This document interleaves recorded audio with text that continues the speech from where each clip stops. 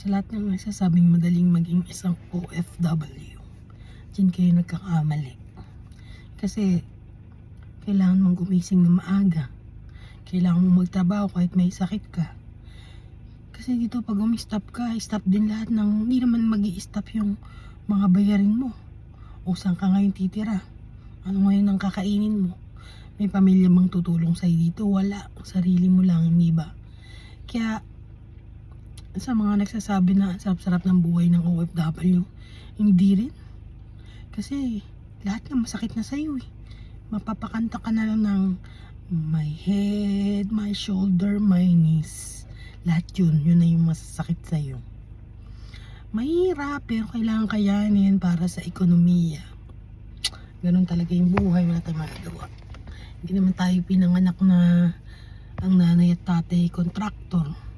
Tayo pinanganak na mahirap. Kaya magtiis-tiis. Kahit papano dito maayos-ayos kesa dyan sa Pinas. Mabigat, lalo kung may anak ka. Parang hindi ko ma-imagine na siguro kung maganda yung magiging trabaho mo.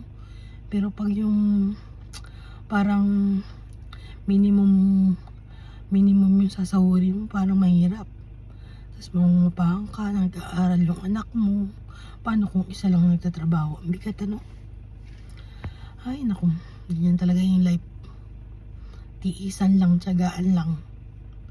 Ang mahalaga, importante. Diba? Yun lang yun. Sige na, tayo magtatrabaho na. Bapush.